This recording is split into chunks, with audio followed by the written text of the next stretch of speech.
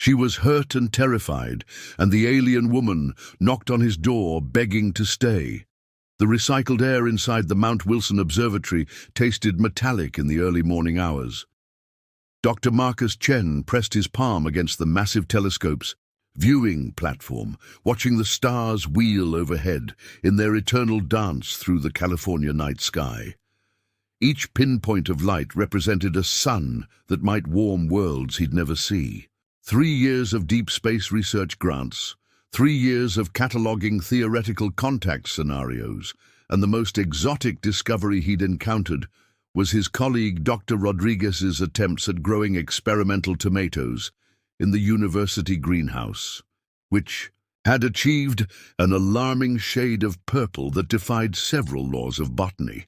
"Still can't sleep," Dr. Sarah Kim's voice drifted from behind him, accompanied by the soft whisper of her shoes on the observatory's metal flooring. She joined him at the viewing area, her reflection ghost-like in the protective glass. "You know, most researchers would consider insomnia a luxury at a place like this. No alien invasions, no mysterious plagues, no dramatic discoveries, just good old-fashioned staring at the cosmos, pretending we're making scientific progress." Marcus touched the medical monitoring device, positioned carefully along the left side of his face, a habit he'd developed over the years. The device tracked his sleep patterns and stress levels, or at least that's what he told people. In reality, it served a more personal purpose. It concealed the jagged scar that ran from his left temple down to his jaw, a souvenir from his graduate school days, when he thought he could repair a plasma cutter faster than safety protocols recommended. Physics, as it turned out, had strong opinions about such presumptions. "The stars are different from up here," he said, deflecting her concern. "With practiced ease, back in the city, you could navigate by the familiar constellations. Up here, it's like trying to read a book where someone scattered all the letters across infinite pages." Sarah snorted. "That's probably the most romantic thing anyone's ever said about stellar cartography. You should put that in your research papers." Day 1247. The universe continues to be confusing and poorly organized. Before Marcus could respond, the observatory's communication system crackled to life with a distinctive alert tone that meant something more interesting than routine star. Cataloging was about to happen. Dr. Elizabeth Morrison's voice followed, carrying that particular blend of excitement and caution that marked a career scientist who'd learned to expect the unexpected. "All senior staff to the main floor. We've detected something unusual." The main floor of the observatory buzzed with activity when Marcus and Sarah arrived. The primary display showed a detailed map of the local sky, their position marked as a blue dot surrounded by the usual celestial debris. Dr. Rodriguez pointed to a small red indicator that pulsed gently on the screen. "There," he said, "approximately 2 degrees northwest of our current observation point.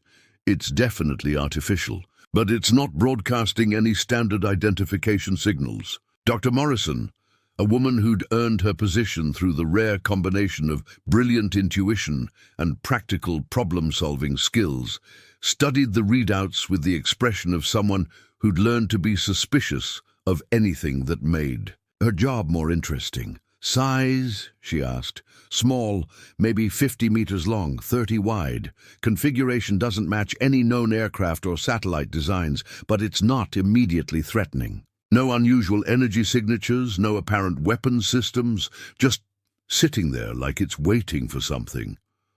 "Or someone," Sarah murmured, then immediately looked apologetic when everyone turned toward her. "I mean, it could be a research probe, or maybe it's just malfunctioned." The captain's expression suggested she was weighing scientific opportunity against the potential for their quiet research mission to suddenly become much more complicated than anyone had bargained for. "Life signs?" Dr. Morrison asked, her voice carrying the weight of someone making a decision that could change everything. "That's the fascinating part." Rodriguez consulted his instruments with growing excitement. There's definitely something alive in there. Single entity, as far as we can determine. Biometric readings are unusual, definitely organic, carbon-based oxygen breathing, all the basics we'd expect from humanoid life. But there are variations in the neural activity patterns, more complex than we typically observe. Dr. Morrison was quiet for a long moment, the kind of silence that preceded either brilliant decisions or spectacular mistakes. Dr. Chen, you're our xenobiology specialist. What's your professional assessment? Marcus felt the familiar weight of responsibility settle on his shoulders. 3 years of theoretical training, countless simulations, and now faced with what could be genuine first contact, he found himself wishing he'd paid more attention to the protocols about what to do when the impossible actually presented itself. If it's a single entity in distress, we have a moral obligation to assist, he said carefully. The craft appears to be stationary, which suggests either technical difficulties or that the occupant is incapacitated. Either way, they're likely in need of help. And if it's not distress, Sarah asked, if it's deliberate, then we're about to have the most important conversation in human history, Marcus replied. The captain's smile suggested she'd already made her decision and was waiting for everyone else to catch up. Dr. Chen, prepare a contact team, standard protocols, but keep it small. Dr. Kim, I want you monitoring from here. If this goes wrong, I need someone who can explain to the university administration why we're suddenly involved in a potential first contact situation. The university's emergency response vehicle wound through the dark California hills, following the coordinates Rodriguez had provided. Marcus checked his equipment for the 3rd time, a nervous habit that had served him well through more than one potentially dangerous situation. Beside him, Security Chief Williams ran through the contact checklist with methodical precision. Atmospheric readings suggest it's safe for direct contact, Williams reported through the radio. Temperatures a bit warm, but within normal range. No obvious toxins, no biological hazards we can detect. Whoever's in there, they prefer it comfortable. The unknown craft became visible as they crested a hill. A sleek, dark vehicle that seemed to absorb the moonlight rather than reflect it. The design was elegant in a way that suggested its builders had never encountered the human engineering principle that anything worth doing was worth overcomplicating. Smooth curves flowed into functional angles, and the whole structure had an organic quality that made it appear more grown than constructed. Looks like they're expecting us, Williams observed, noting the open access panel that appeared designed for human-sized visitors. Either they've been monitoring our communications, or the universe has a sense of humor about standardized interfaces. Let's hope it's the universe, Marcus replied. I'd hate to think we're that predictable. The approach went smoothly, too smoothly, in Marcus's experience. Usually anything involving potential first contact that proceeded according to plan was preparing to go catastrophically wrong at the most inconvenient possible moment. But the access sealed properly, the atmosphere readings remained stable, and all indicators showed green. The interior defied every expectation Marcus had developed about spacecraft design.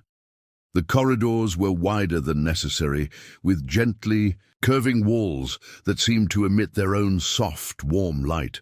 Everything was proportioned for someone roughly human-sized, but there was an attention to beauty and comfort that suggested whoever built this had never encountered the concept of purely utilitarian design. Motion detected, Williams whispered, though there was no particular reason for stealth. The entity inside almost certainly knew they were there. Approximately 20 meters ahead, around that curve. Marcus nodded, checking his translation. Device one final time. The universal communicator was humanity's most optimistic piece of technology, designed to interpret any language through pattern analysis and cultural context mapping. It had never been tested on genuinely alien communication, but the engineering team had expressed confidence in its capabilities.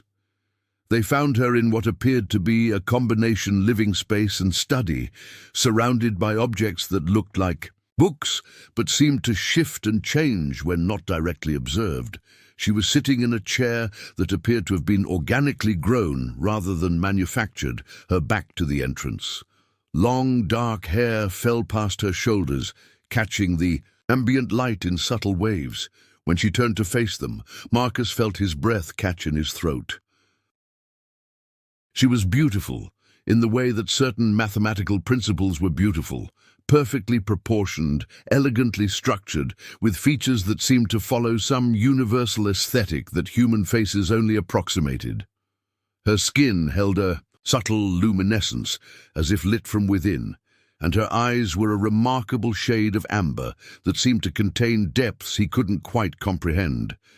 But it was her ears that marked her as definitively non-human. Long and gracefully pointed, they extended well beyond anything human anatomy would produce, giving her an otherworldly quality that was both alien and strangely familiar, like something from humanity's oldest stories about beings who lived in hidden places and possessed ancient wisdom.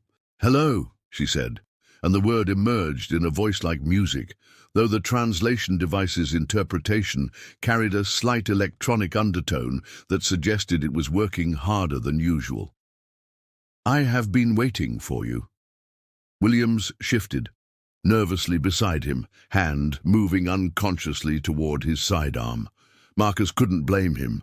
There was something about her calm certainty that suggested she'd been expecting this moment for quite some time. "You've been waiting for us specifically?" Marcus asked, grateful when his voice came out steadier than he felt. "Or waiting for someone in general?" Her smile transformed her face from merely beautiful to something that made his chest tighten, in ways that had nothing to do with the California mountain air. "Your species has such fascinating approaches to causality. I was waiting for you, Dr. Marcus Chen, though I did not know your name until this moment." The fact that she knew his name should have been alarming. Instead, he found himself oddly reassured, as if some part of him had been expecting this conversation without realizing it. "I'm at a disadvantage," he said. "You know my name, but I don't know yours. Names carry significant meaning among my people. Weight, history, personal significance. The closest approximation in your language would be," she paused, considering, "Lyra, though that describes function rather than identity. I am what you might call a student of patterns, particularly the patterns that connect disparate elements." "Like first contact between species?" Williams asked, though his hand remained near his weapon. "Among other studies, yes." Her attention returned to Marcus, and he felt the weight of her gaze like a physical presence. "Your people have been preparing for this possibility for generations, haven't you? Creating scenarios, developing protocols, imagining what we might be like." "Some of us have," Marcus admitted, "though I suspect the reality is more complicated than our simulations suggested." Her laugh was like silver chimes, carrying harmonics that seemed to make the air itself shimmer. "Reality is always more complex than simulations suggest. That's what makes it worth studying." She rose from her chair with fluid grace, moving in a way that suggested she'd been designed by someone who understood the poetry of motion. She was tall, nearly matching Marcus's height, with proportions that were human enough to be familiar but alien enough to be captivating. "Your vessel," she said, gesturing toward the general direction of the observatory, "carries the characteristics of scientific curiosity, a research facility designed for observation rather than conquest. This is encouraging." "You can determine all that from our approach?" Williams asked. "I can determine all that from the way you approach my craft. The hesitation, the caution, the obvious care not to cause damage.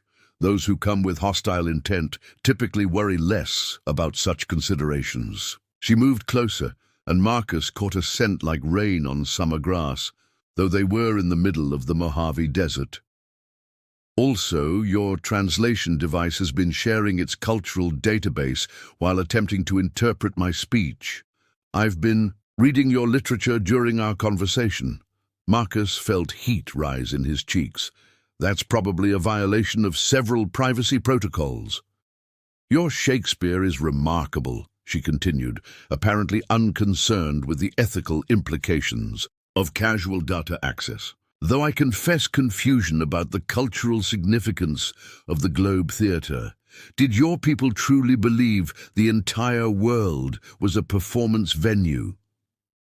It's a metaphor, Marcus explained, about how life resembles a play, and we're all actors, performing our roles. Ah, she nodded thoughtfully, like my people's belief that existence is a song, and we are all notes contributing to a greater harmony. Though I suspect your metaphor carries more pessimism than ours, Williams cleared his throat. Ma'am, we should probably discuss your situation. Your craft appears to be experiencing some kind of technical difficulty. Difficulty? She looked genuinely puzzled. Oh, you mean because I'm not moving? No, I'm not experiencing distress. I am, as you might say, parked. Parked? Marcus repeated. You mean this was intentional? Waiting, observing, learning, she explained, gesturing around the chamber. This is not a transport vessel in the sense you understand. It's more like a mobile study, a place where I can observe interesting phenomena without disturbing them. And we're interesting phenomena? Williams asked. You are absolutely fascinating. Phenomena, she replied with obvious enthusiasm. A species that achieved interstellar observation capabilities through pure determination and a remarkable willingness to ignore obvious dangers. Her gaze flicked to the monitoring device on Marcus's face. Your expansion patterns, your technological development, your social structures, you are remarkably unpredictable. Is that good or bad? Marcus asked. It's interesting. Predictable species tend to be limited in their potential. Your people seem to have unlimited capacity for surprise. Marcus found himself relaxing despite the surreal nature of the conversation. There was something about her manner, her obvious intelligence and genuine curiosity that made her feel less like a threat and more like a colleague he'd never met before. So you're an anthropologist, he said. Among other disciplines, yes, I study patterns, connections, the ways different forms of consciousness interact with reality. Your species has some particularly unique approaches to problem solving. Her gaze returned to his monitoring device, such as your tendency to attempt technological repairs without proper safety protocols. Williams tensed beside him, but Marcus held up a hand. There was no accusation in her voice, no judgment, just scientific curiosity. You can tell that from the device, he asked. I can tell that it's not a medical monitor, she said gently. The positioning is wrong for neural tracking, and the power requirements are too low for therapeutic intervention. It's concealment, isn't it? You're hiding something you consider unsightly. The directness of her observation should have been embarrassing. Instead, Marcus found himself oddly relieved. After years of carefully maintained deception, there was something liberating about being seen so clearly. Yes, he said simply. May I ask why your species places such emphasis on facial symmetry for aesthetic purposes? Marcus glanced at Williams, who was watching the exchange with the expression of someone who'd suddenly realized he was witnessing something much more personal than a first contact scenario. It's complicated, Marcus began. Most interesting things are, she replied, moving closer. He caught that scent again, rain and grass and something else that made him think of summer evenings and possibilities he'd never considered. Would you be willing to show me? I confess curiosity about what your people consider worth concealing. The request hung in the air between them like a challenge. Marcus had spent years perfecting the art of deflection, of steering conversations away from personal topics, but something about her manner, her obvious intelligence and complete lack of judgment, made him want to be honest. "It's not pleasant to look at," he warned. "Beauty is a cultural construct," she replied. "What one species finds disturbing, another might find fascinating. What one individual considers shameful, another might see as evidence of resilience." Williams shifted uncomfortably. "Doc, you don't have to—" "It's all right," Marcus said, surprised to find that he meant it. There was something about this moment, this conversation, that felt like it had been building toward this point. If we're going to establish meaningful communication, honesty is probably a good place to start. He reached up and carefully detached the monitoring device, setting it aside with hands that trembled only slightly. The lighting in the chamber was softer than typical indoor illumination, but it was still enough to clearly reveal the twisted scar tissue that ran from his left temple down to his jaw, a reminder of plasma burns and youthful overconfidence. Marcus watched her face carefully, looking for the familiar signs, the slight widening of eyes, the unconscious step backward, the careful control of expression that meant someone was trying not to show their discomfort. He'd seen it all before, but Lyra's expression was unlike anything he'd ever encountered in response to his scar.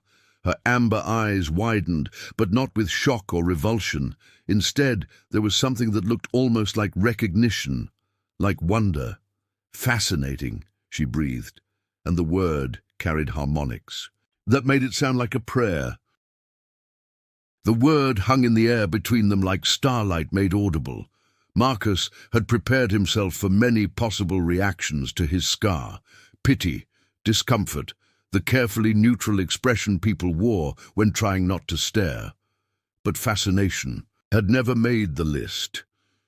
Beside him, Williams cleared his throat with the distinctive sound of someone who'd suddenly realized he was witnessing a moment that probably didn't require armed supervision. "Perhaps I should report back to Dr. Morrison," he said diplomatically. "Let her know the situation is stable."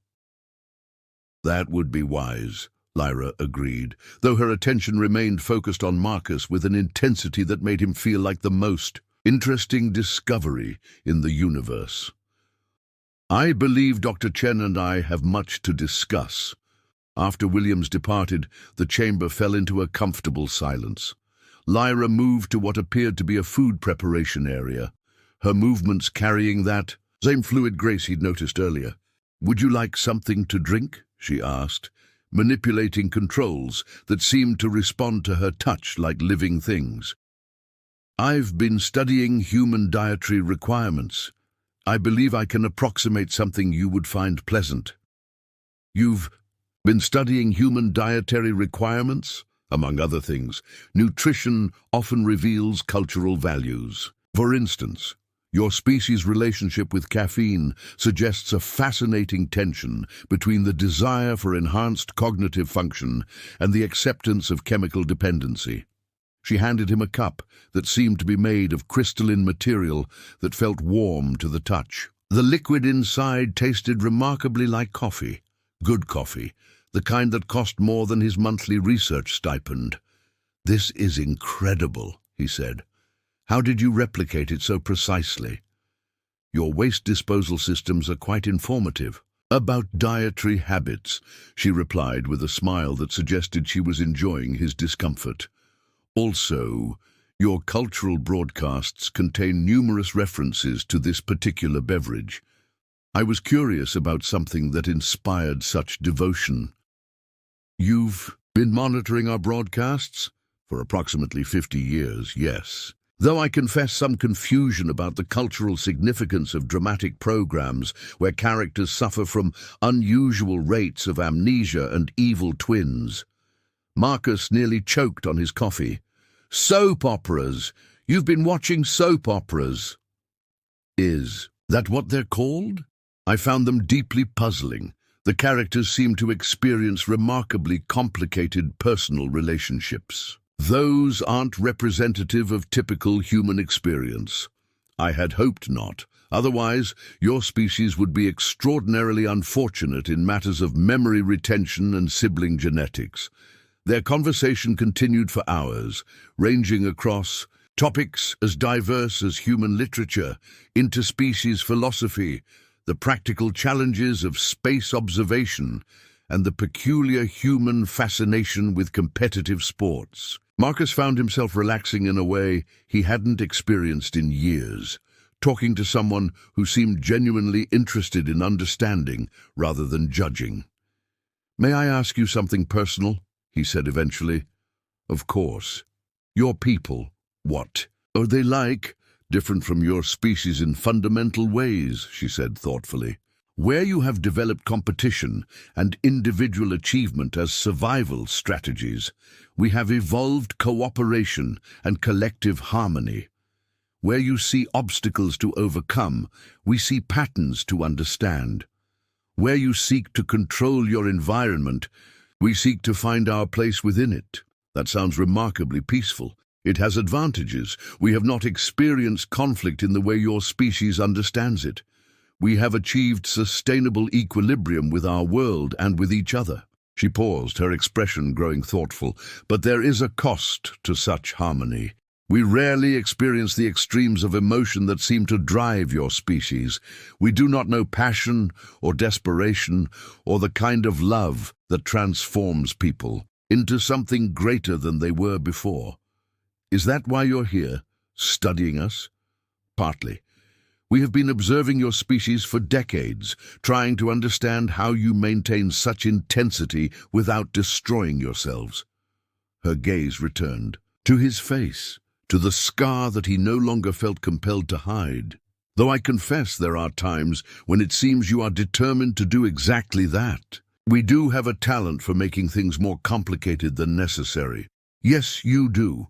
For instance, your tendency to attach complex emotional significance to physical appearance. Among my people, scars are considered—" She paused, searching for the right word, "beautiful." They tell stories about the individual's experiences, their willingness to take risks, their ability to survive and adapt. What do you consider shameful? Willful ignorance, deliberate cruelty, the refusal to grow when presented with new information. Her expression grew thoughtful. "Though I suspect even those judgments might vary among individuals. Shame, like beauty, seems to be largely a matter of perspective." As the night wore on, Marcus found himself sharing things he'd never told anyone, his fears about his career, his dreams about making meaningful discoveries, the loneliness that came from feeling different in a world that valued conformity. Lyra listened without judgment, offering insights that helped him see his experiences in new ways. "Your scar," she said eventually. "May I ask how you got it?" "Graduate school. Advanced engineering project. I was working on plasma cutting equipment, and the safety protocols required a full shutdown and cooling period. But that meant waiting 6 hours, and I was convinced I could make a quick adjustment without following proper procedures. You were impatient. I was 22 and thought I was smarter than the people who wrote the safety guidelines. Physics disagreed with my assessment. Physics can be remarkably stubborn about such things. The burn lasted about 3 seconds, long enough to teach me a permanent lesson about the relationship between theoretical knowledge and practical humility." Lyra leaned forward, her attention focused with an intensity that should have been uncomfortable but somehow wasn't. "And you chose to keep it visible rather than pursue reconstructive options?" "I chose to live with it. There's a difference." Her smile was radiant. "Yes, there is. That's a very important difference." Something had shifted between them during their conversation. Some invisible barrier had dissolved. When Lyra finally approached him, her fingers hovering near his scarred cheek, Marcus found himself holding his breath. "May I?" she asked softly. He nodded, not trusting his voice. Her fingertips traced the air above the damaged tissue, never quite making contact, her touch more sensed than felt. Her expression was one of concentrated attention, as if she were reading something written in a language only she could understand. Remarkable, she murmured. The pattern is quite beautiful. Beautiful. The word came out more roughly than he'd intended. Complex, meaningful, a story written in flesh and time. Her eyes met his, and he saw something there that made his breath catch. Among my people, such marks are considered signs of wisdom earned through experience. They are respected, honored, never hidden. As dawn approached over the California mountains, Marcus realized that everything he'd believed about himself was changing. The scar he'd hidden for years wasn't a mark of shame, but evidence of growth, of someone who had faced consequences and learned from them without letting the experience diminish his curiosity about the world. "There's something I need to tell you," he said finally. "When you called my scar beautiful, that was the first time anyone had ever reacted that way. The first time someone looked at it and saw something other than damage. What did others see? Pity, mostly. Sometimes discomfort. Often just careful avoidance, as if looking directly at it might be impolite." Lyra's hand finally made contact with his skin, her touch gentle and warm. "Among my people, we have a saying. The strongest trees are those that have weathered the greatest storms. Your scar is evidence that you have weathered storms and remained standing. It's evidence that I was young and ignored safety protocols. It is evidence that you were willing to take risks in pursuit of knowledge, that you survived the consequences, and that you learned from the experience without letting it diminish your wonder about the universe." Her touch carried with it a sense of acceptance so complete that Marcus felt tears prick his eyes. That is not foolishness. That is courage. As the sun rose over Mount Wilson Observatory, Marcus understood that he was no longer the same person who had climbed that hill the night before. Somewhere in the space between sunset and dawn, between fear and acceptance, between hiding and being seen, he had become someone new, someone whose scars told stories worth preserving, whose differences were strengths rather than weaknesses, whose willingness to be vulnerable had opened doors to possibilities he'd never imagined. And looking into Lyra's amber eyes, he saw reflected back not the damaged man he'd believed himself to be, but someone worthy of being loved exactly as he was.